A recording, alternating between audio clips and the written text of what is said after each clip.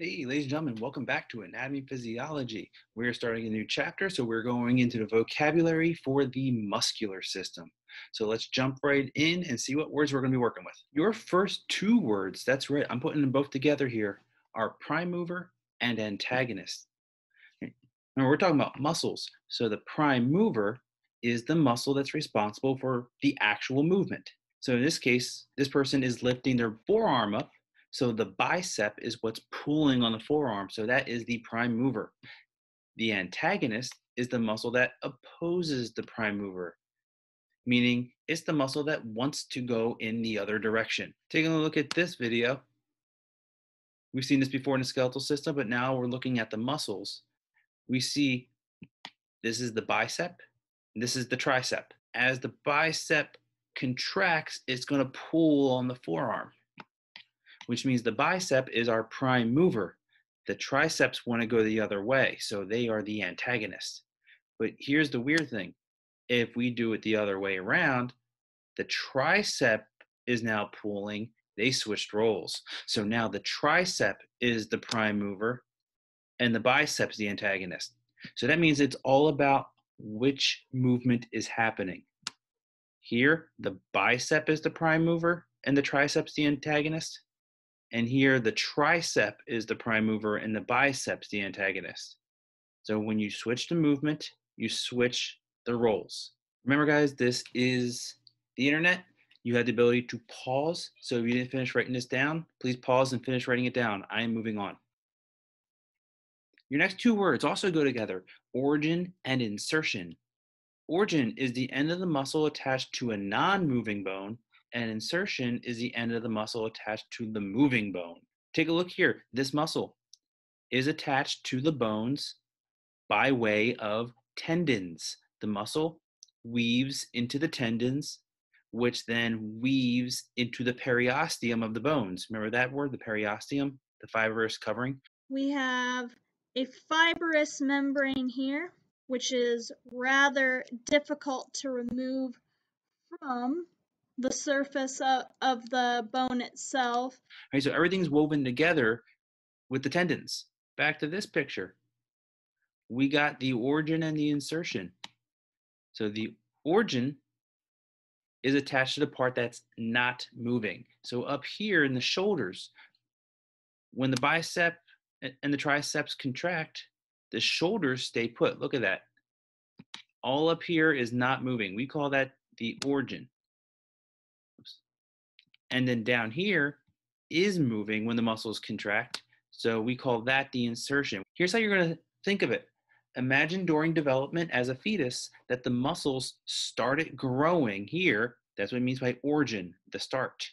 And as the muscles grew outward, they inserted themselves into the bone that they want to move. So it's called the insertion. They inserted themselves in. All right, so origin stays put, insertion moves. Number 5, muscle impulse, an electric signal that moves a muscle. That's right, guys, talking about impulses. We talked about in the tissue chapter how nervous tissue sends electric impulses. Well, those electric impulses will eventually make its way to muscle tissue and tell the muscles to contract.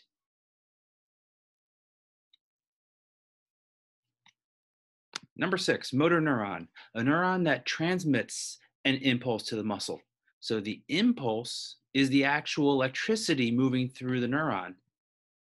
Number 6, motor neuron, is the neuron itself that has the electric impulse.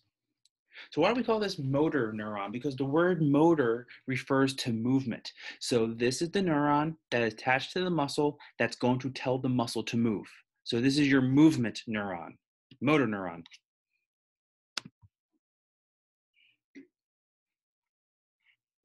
And motor unit, the motor neuron and the muscle it moves.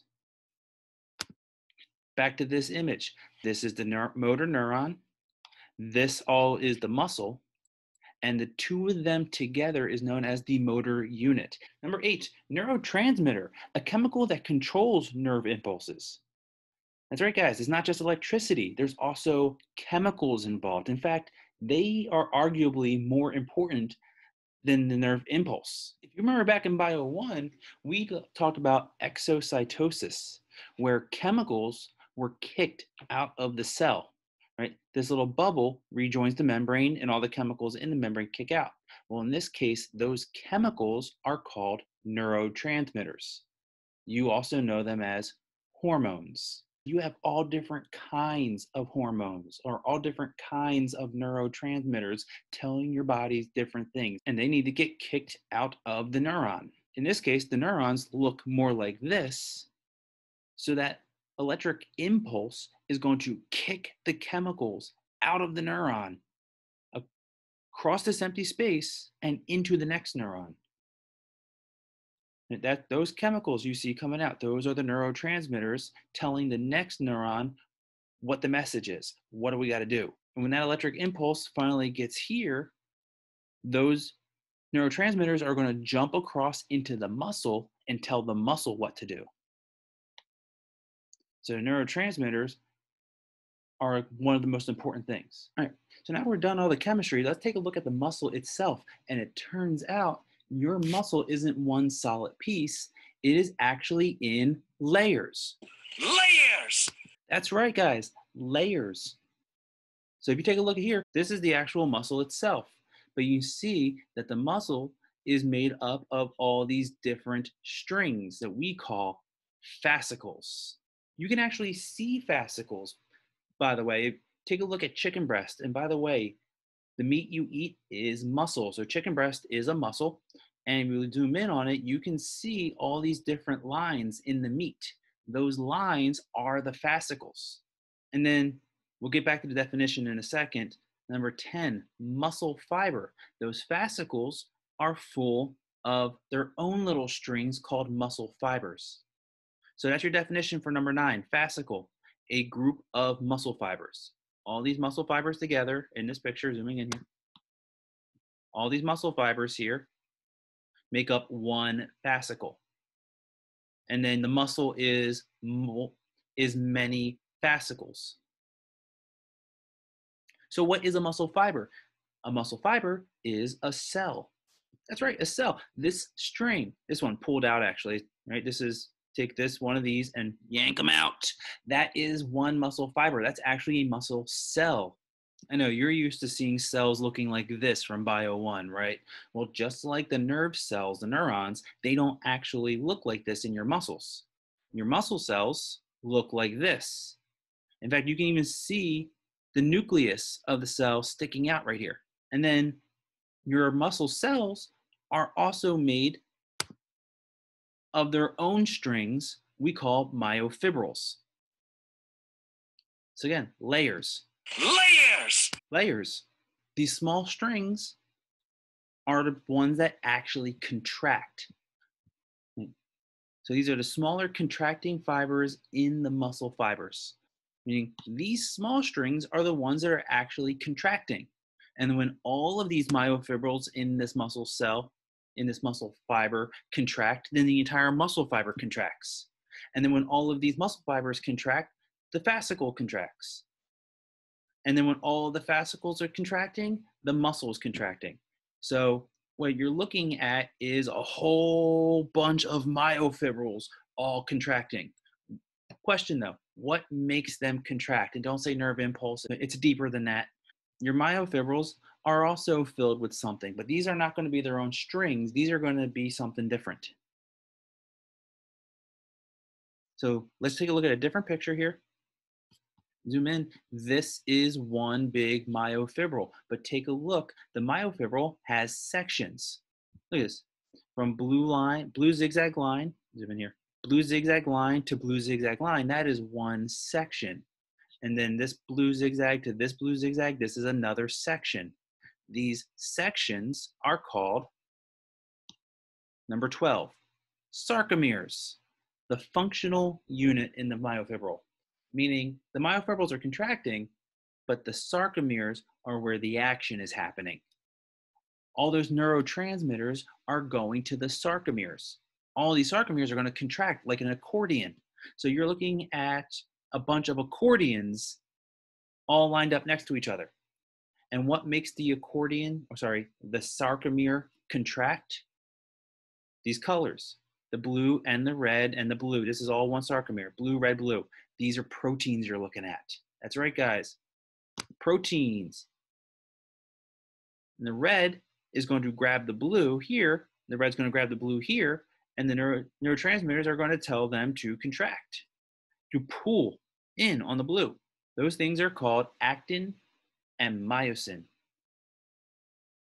Actin is a protein that, with myosin, contracts a muscle. Myosin is a protein that, with actin, contracts a muscle. These two are going to pull on each other.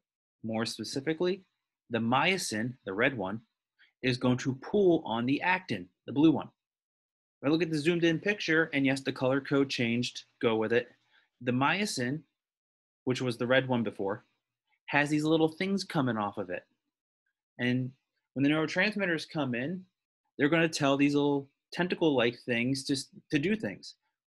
These are going to pull on the actin here and pull on the actin here, bringing the two actins closer together. And when the two actins get closer together, and that happens in every sarcomere, the entire myofibril contracts, which is happening in all of the myofibrils, so the entire muscle contracts. All right, guys, those last couple words got really detailed, but luckily we are now done. So if you didn't get to finish because I was writing because I was too busy scrolling up and down like that, feel free to pause and finish writing it down.